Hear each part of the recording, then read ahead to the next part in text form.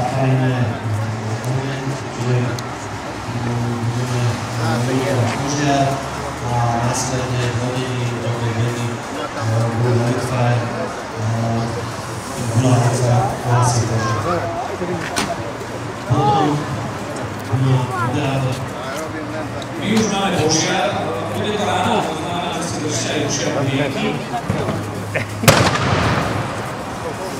A v tejto chvíli hovoríme o tom, čo sa deje s tým, čo to sa deje. Takže tento dým je to bielý prášok, zmes aj bieleho prášku, ktorý môžete ucítiť, nie je škodlivý. Následne si predvedieme aktiváciu na ruke. Náš moderátor sa povedal, že to vyskúša, takže uvidíte, samozrejme rozlučne sa.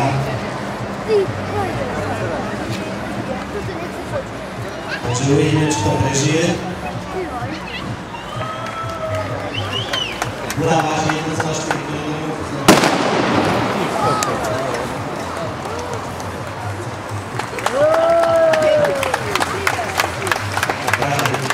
Ďakujeme, povedáme si zážitok. Tak, ďakujeme veľmi pekne, prežil som je to všetko v poriadku. Poďme ešte sa rozprávať o tom, že bol to nejaký prášok, nejaký dým, že či máme z Bojkárovi, alebo nie. Nie, musíme si uvedomiť, prášok je ekologický, nie je škodlivý zdraviu, dokonca po uplynutí tej spotreby prášok môžeme použiť ako hnojivo na trávu. Tak bola som 1,5 kg prášok a ešte raz chcem povedať, nie je dráždivo. Ďakujem aj ja veľmi pekne. Tak sa to podarilo, vidíte, že aj počujem, aj ruka sedí, hej. To znamená, že nebude z mňa žiaden lebo panáčik, podarilo sa to. Dnes som vyskúšal druhú atrakciu, musím povedať, aké toto nie je atrakcia v pravom slova zmysle. Mali ste možnosť vidieť, že je to niečo, čo sa dá prežiť, aj že je to v pohode.